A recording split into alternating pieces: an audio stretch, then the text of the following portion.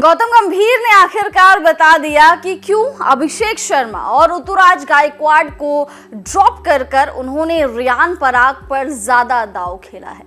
क्या कुछ है पूरा मामला, क्या कुछ गौतम गंभीर ने कहा है श्रीलंका दौरे से पहले, चलिए आपको बताते हैं इस वीडियो में। लेकिन उससे पहले आप सभी लोगों का बहुत बहुत स्वागत है न्यूज नेशन स्पोर्ट्स में। मैं हूं आपके साथ श्रद्धा पांडे। इंडिया और श्रीलंका के बीच में 27 जुलाई से 3 T20 और 3 ODI मैचेस की सीरीज का आगाज होने वाला है।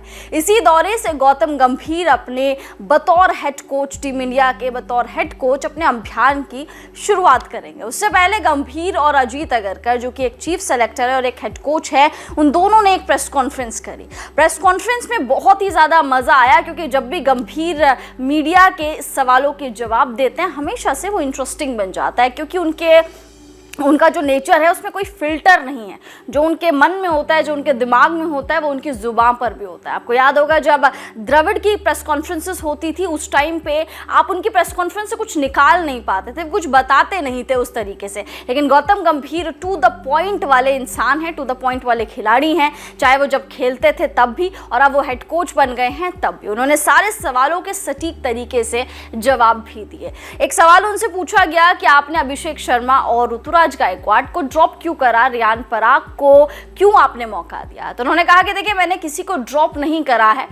कंसिस्टेंसी बहुत ही ज्यादा बड़ी की है, साथ साथ क्या वो खिलाड़ी हमारी 11 में, हमारे स्क्वाड में फिट होता है या फिर नहीं, ये बहुत बड़ी चीज है। अभिषेक शर्मा और Ruturaj Gaikwad as of now हमारी टीम में, हमारे स्क्वाड में फिट नहीं होते। उनकी हमें उतनी ज्यादा जरूरत नहीं लगी जितनी की और खिलाड़ियों की लगी, जैसे कि शिवम दुबे हो गए, जैसे कि रियान पराग हो गए। इसीलिए हमने उनको ड्रॉप कर दिया। तो बड़ा ही सटीक आंसर दिया उन्होंने, घुमाकर आंसर नहीं दिया। यहाँ पर अगर राहुल द्रविड़ होते तो उनसे आप थोड़ा सा घुमाकर आंसर देने की एक्सपेक्टेशंस रख सकते थे, बट उन्होंने साफ तौर पे कह दिया कि हमारी टीम कॉम्बिनेशन के हिसाब से अभिषेक शर्मा और ऋतुराज गायकवाड फिट नहीं बैठते, हम इतने ज़्यादा ओपनर्स नहीं लेके जाना चाहते, इसीलिए हमने इनको ड्रॉप कर दिया। बात करें रियान पराग की, तो देखिए रियान पराग आपको मिडल ओवर्स में आके गेंदबाजी भी दे सकते हैं। श्रीलंका जहाँ पर स्पिन गेंदबाजों का ज़्यादा बोलबाला रहता है, वही श्रीलंका में रियान पराग आपको स्पिन गेंदबाजी करके दिखा सकते हैं। साथ साथ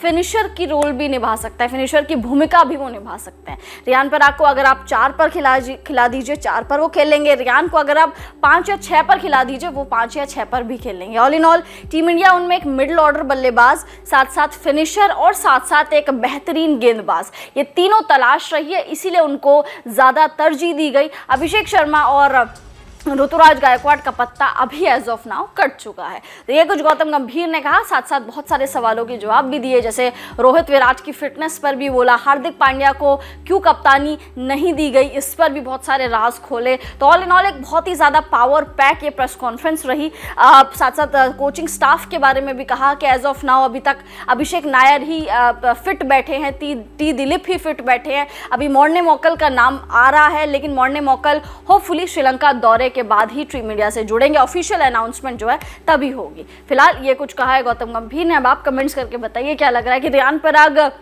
जिस चीज के लिए उनको लाया गया है, क्या वो रियान पराग इस टीम को दे पाएंगे या फिर नहीं। कमेंट्स करके अपनी राय जरूर दीजिए। न्यूज नेशन अब व्हाट्सएप पर खबरों की ताजा अपडेट के लिए न्यूज नेशन के इस QR कोड को स्कैन करें।